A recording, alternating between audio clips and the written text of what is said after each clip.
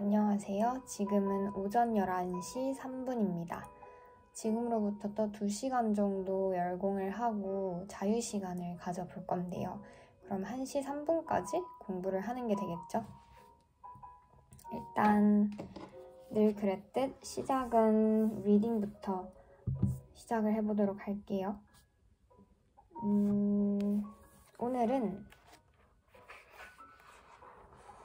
어느 파트를 나가는 거였지? 요즘에 리딩 파트가 과학이랑 너무 찐으로 지켜야 되다 보니까 좀 버거운 건 사실인 것 같아요. 이게 굉장히 전문적으로 딥하게 들어가더라고요, 이게. 간단한 어떤 개요나 인트로덕션보다는 진짜로 그 실제를 다루는 그런 느낌을 강렬하게 받아요. 그래도 공부의 일종으로 하는 거였으니까 나가보죠. 일단 오늘은 에반스의 부식 실험에 관한 건데요. 영국의 유명한 부식과학자 에반스는 1920년대에 간단히 할 수 있는 녹반응에 대한 실험을 제안했다. 먼저 깨끗한 철판을 준비한다. 녹슬어 있으면 사포, 샌페이퍼로 제거하고 알코올로 닦아낸다. 그 다음 3% NaCl 용액을 만들어 그 속에 트라이포테이지움, 헥삭시아노페레이트,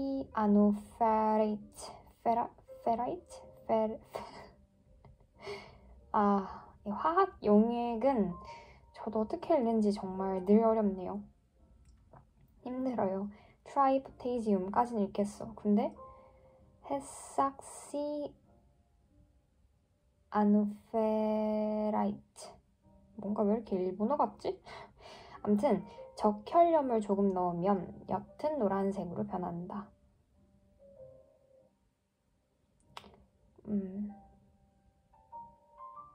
잠깐만. 깨끗한 철판 준비, 그 다음 녹이 있으면 사포로 닦아내고요.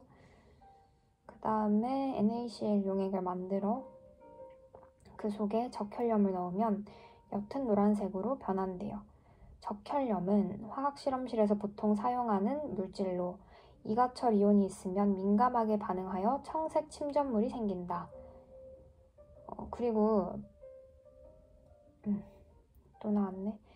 페놀프탈레인, 이거는 읽을 수 있다. 페놀프탈레인을 에틸 알코올 용액을 만들어 약 10방울 정도 넣는다. 페놀프탈레인은 산 알칼리 적정에 사용되는 지시약이다. 수용액이 알칼리성으로 되면 핑크색으로 발색한다. 약 30분이 지나면 액체방울 주변이 핑크색으로 변하고 중심부에서도 청색 침전물이 뭉쳐 주변과의 경계가 분명해지는 게 관찰된다. 1시간 정도 지나면 중심부와 주변부 경계에서 철록이 만들어지기 시작한다. 이 현상을 화학적으로 표현하면 중심부에서의 반응, 철에서 이가철 이온이 용출된다. 이거 어쨌죠? 액체방울 중심부에서 이가철 이온이 트라이포테이지움 헥삭시아노페레이트랑 반응해서 청색 침전물이 생겨나는 걸 알 수 있다. 그래서 이걸 보면 Fe 금속이요. Fe 플러스 이가철 이온과 여분의 전자로 분해가 되네요. 이게 이제 중심부에서 일어나는 반응이라면 주변부 반응은 물 분자와 공기 중의 산소 그리고 이온화로 남은 전자 사이에서 알칼리성 수산화물 이온이 만들어진다. 액체방울 주변부에서 일어나는 이 반응은 지시약이 핑크색으로 발색하는 것을 통해 알 수 있는데 이것은 액체방울 주변부 두께가 얇아 산소가 중심부보단 잘 통하기 때문이다. 그래서 이거는 H2O 물 분자랑 O2 공기 중에 산소가 만나 그리고 여분의 전자랑 만나서 수산화물 이온을 만들어내는 게 주변부 반응이었고요. 이 중심부 반응과 주변부 반응이 서로 같이 반응해서 결국 최종적 이가철 수산화물이 생성이 된다라는 거. Fe 플러스랑 EOH 마이너스 Fe2. 이거 어제 했는 것 같은데? 한 번 더 보여주네. 근데 추가가 된 정보는 바로 이 반응식에서 더 나아가서 청색 침전물이 생기더라, 중심부에서. 그리고 주변부에서는 지시학이 핑크색으로 발색이 되더라. 왜? 산소가 중심부보단 잘 통하기 때문에 라는 정보가 추가가 됐네요.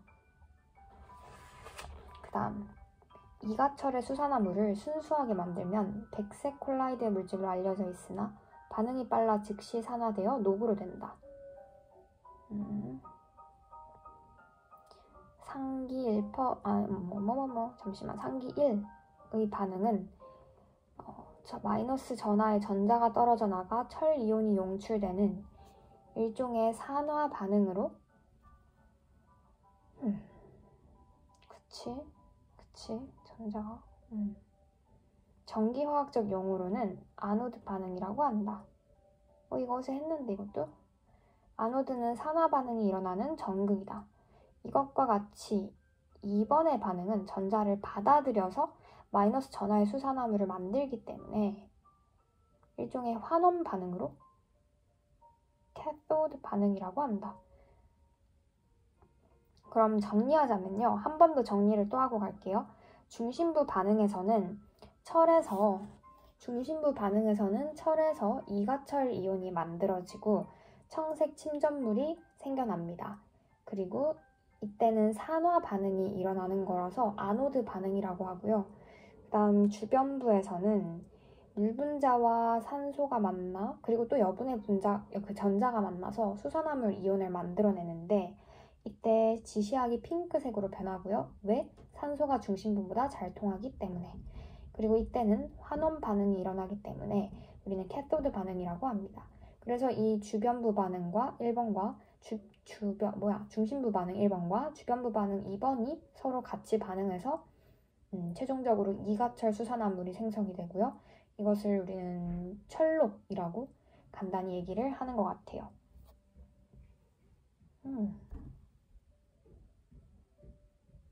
이렇게 완벽하게 이해가 됐다니 내 자신 칭찬해. 제 1단계 청색, 핑크색, 철록색, 2단계 산소. 오케이, 알겠다. 산소에서 철록이 만들어진다.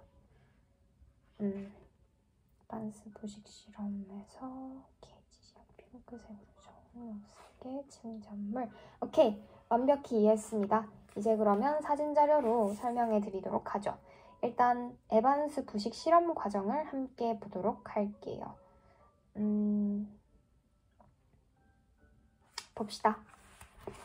이해됐다. 자, 여기서 보시면요. 이게 거꾸로 보면 항상 한국말인데도 못 읽겠어. 뭐라 적혀 있는 거야?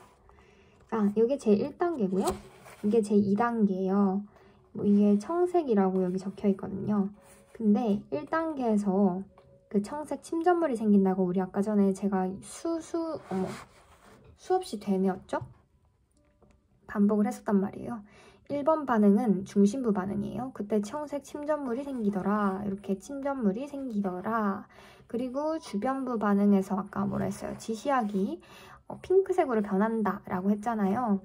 그래서 여기 보면 이 청색 침전물이 이렇게 뭉쳐져가지고 결국에는 여기 저도 잘 못 읽겠어요. 힘들다. 뭐라 적혀 있을까? 다시 보고 올게요. 청색, 핑크색, 철록색. 오케이. 자, 청색. 여기 까만색이 아까 요 청색이 뭉쳐졌어요. 핑크색.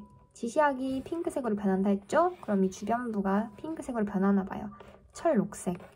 주변에 여기 도트, 작은 돛 보이죠? 이게 청녹색이더라. 그러니까 한마디로 철록이 생성이 된 거예요.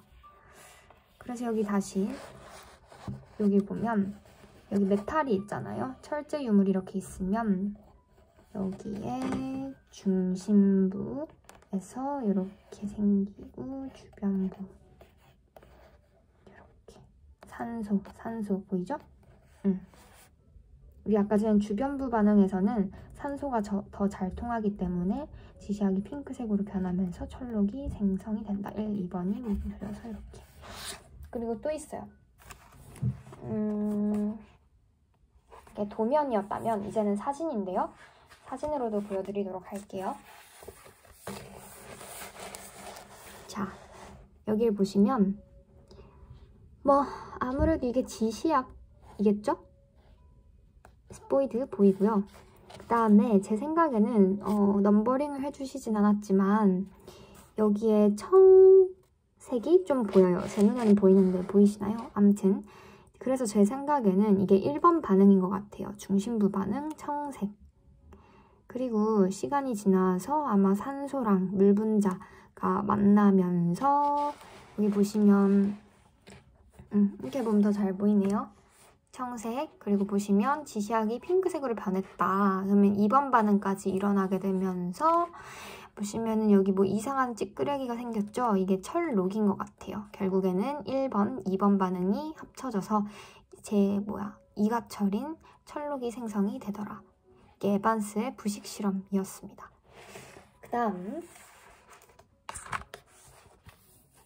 그러면 그 다음은 철의 부식 정도로 넘어가 보도록 할까요? 네, 철의 부식 정도. X선 촬영으로 철제 유물의 부식 상태를 알 수 있다. 부식 정도는 크게 3가지로 분류할 수 있다. 첫 번째, 철 표면이 잘 보존되어 있고 몇몇 채 핏과 가볍게 부식되어 상태가 양호한 것. 두 번째, 부식이 깊어지고 본래의 표면 위에 고사이트가 형성되고 아래 매그닛층이 있고 부식되지 않은 금속 심이 있는 것. 세 번째, 철은 완전히 부식되어 금속은 전혀 없고 유물은 단지 고사이트와 매그니트로 구성되어 있는 것. 때로는 페로사이언이 바깥쪽으로 이동해 중심이 비어있기까지 하는 것. 그래서 부식 정도는 크게 이렇게 3가지로 분류가 되어서 가장 온전한 것, 소소한 것, 그리고 굉장히 심하게 부식이 된 것, 이렇게 3가지로 구분이 되는 것 같아요.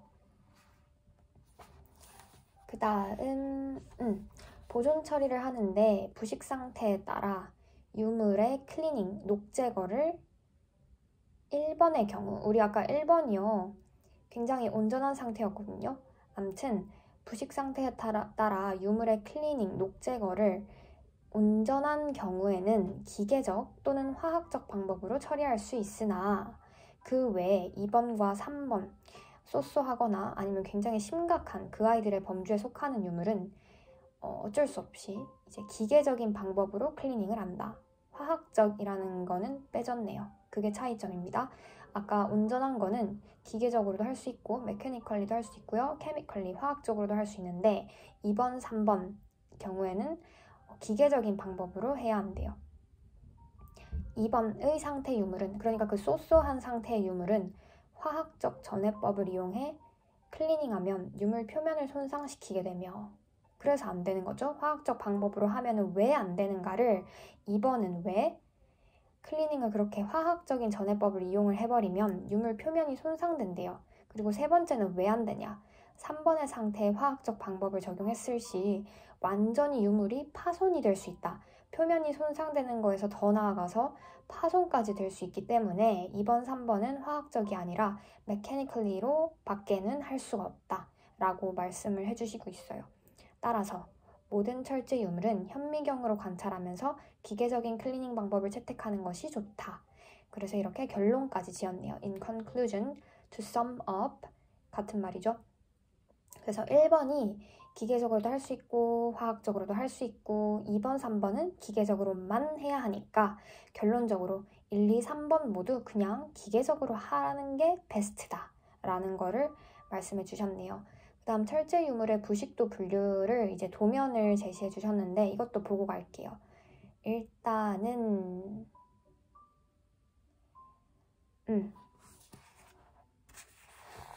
여기 보시면 하나, 둘, 3개잖아요. 이게 이제 부식의 정도에 따라서 도면화한 건데요. 보아하니 약간 나사못 같이 생긴 철제 유물이 보이죠? 근데 이게 이제 1번.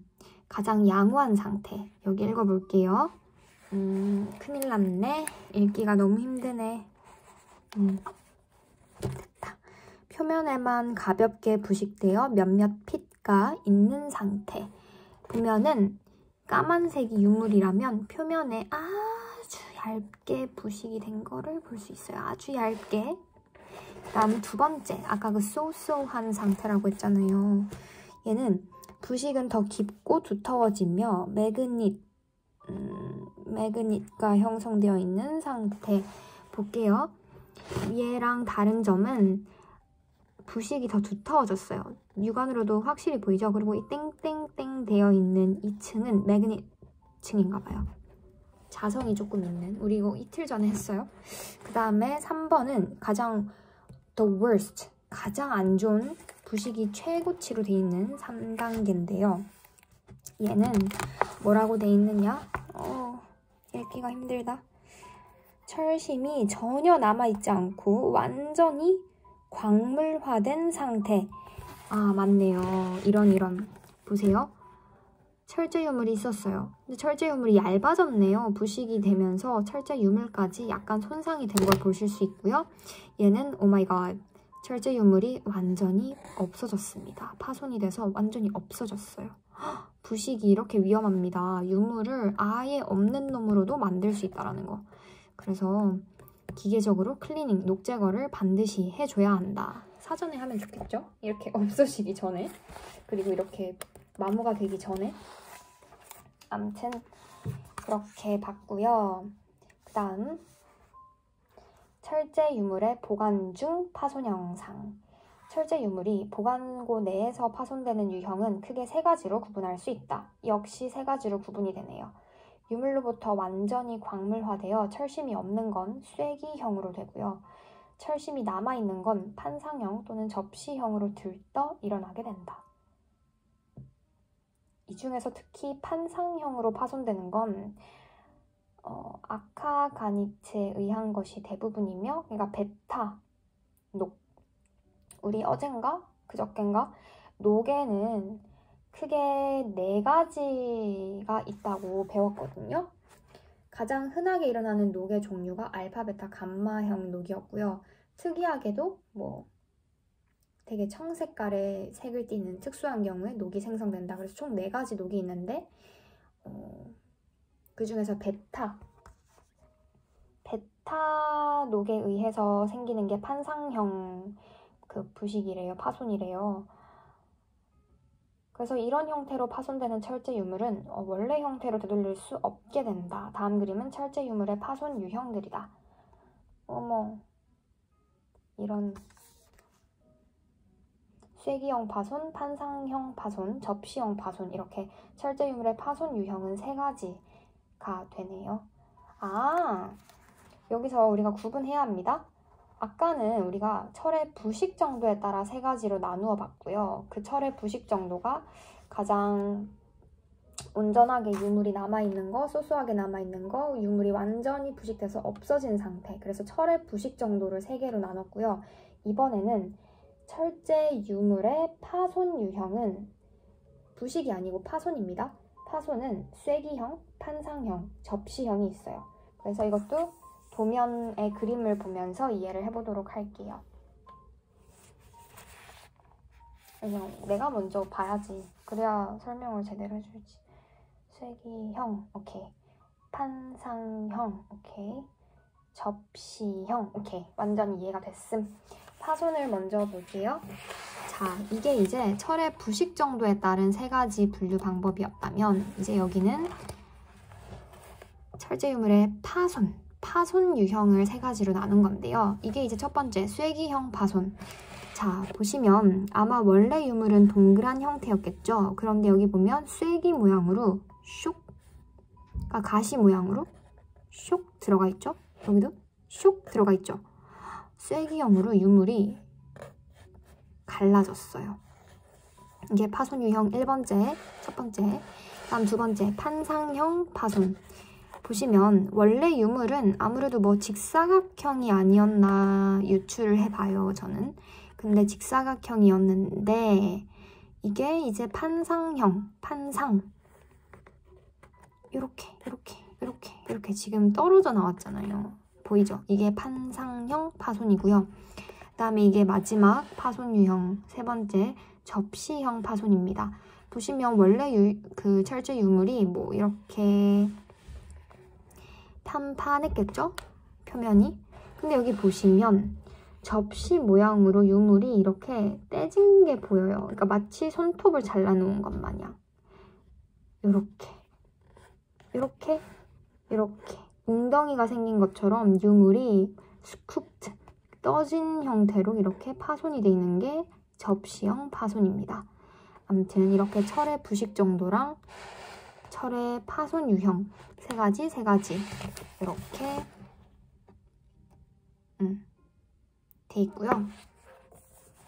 그래서 오늘은 여기까지 하도록 하고 내일부터는 철제 유물의 보존을 어떻게 하는가 그것을 이제 녹제거를 통해서 알아볼 건데요. 가 기계적인 방법, 나 화학적인 방법 그러면 다도 있지 않을까 예상을 해보는데 아무튼 그런 식으로 유물을 보존하는 방법을 딥하게 들어가 볼 것 같고요. 오늘은 이제 오늘 했는 거 중요한 거 줄 긋고 뭐 넘버링이든 마킹이든 하고 마무리하도록 할게요. 오늘 조금 재밌었어요. 개인적으로. 어제보다는 좀 더 재밌었던 것 같아요. 아무튼 왜 이렇게 뭉뚱해졌지? 이거 언젠가 오늘 내일 중으로 시간 날 때 뾰족하게 깎아올게요. 자, 오늘은 에반스의 부식 실험. 이 양반도 참 재밌는 실험을 했어요. 그쵸? 에반스 부식 실험. 이 사람 어떻게 했느냐? 이런 식으로 했다. 그림에 한번 체킹해주고. 전 항상 이렇게 사진 자료 좋아해요. 시각적인 자료 좋아합니다. 이렇게 했고 그래서 참 정리를 잘 해주셨다는 거. 일단은 1번 2번 그리고 1 플러스 2 이렇게. 그래서 줄 그을게요. 중심부 반응은 청색 침전물이 생기더라. 그리고 이 중심부 반응에서는 마이너스 전하의 전자가 떨어져 나가는 산화 반응, 산화의 동그라미, 산화 반응 줄 긋고 아노드 반응이라고 하더라. 아노드 동그라미. 그 다음에 주변부 반응은 또 다른 색깔로 이렇게 각도를 조절해서 주변부 반응. 얘는 지시약이 핑크색이 되더라.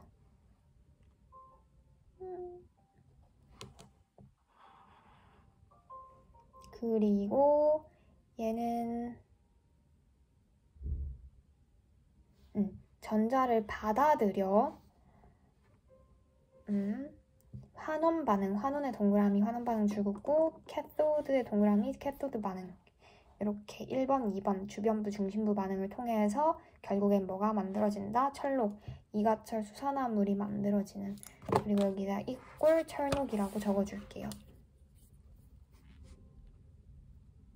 철록이라고는 까만색으로 적을게요. 철록. 좋았어. 그 다음 철의 부식 정도를 세 가지로 나눠줬어요. 가보자. 철의 부식 정도 이렇게 1, 2, 3 여기로 갈수록 악화가 되더라. 그러면 화살표 그려주고 파란색으로 악화, 상태 악화 적어주고 그 다음에 그림 하나만 봐도 굉장히 이해가 잘 되거든요. 그래서 1번, 2번, 어머 3번 이렇게. 그리고 철제 유물의 부식도 분류. 그 다음 마지막으로 철제 유물의 파손 유형 3가지. 첫 번째 쐐기형, 두 번째 판상형, 세 번째 접시형. 그래서 그림에 또다시 강조를 해주고 좋았어. 여기까지 하면은 마무리 끝. 좋았어. 예뻐 예뻐. 정리까지 완벽하게 됐습니다. 아무래도 이 책이 조금 뒤로 갈수록 딥해져가지고 속도가 처음처럼 빠르진 않지만 우리가 빠르게 책을 읽으려고 읽는 게 아니잖아요.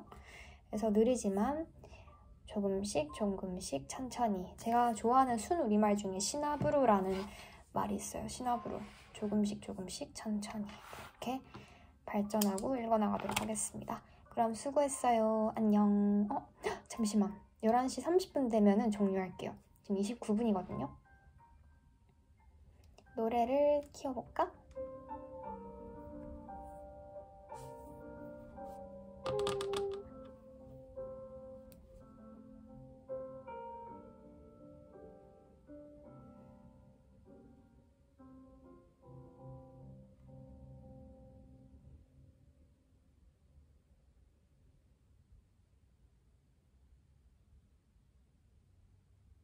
됐다. 안녕.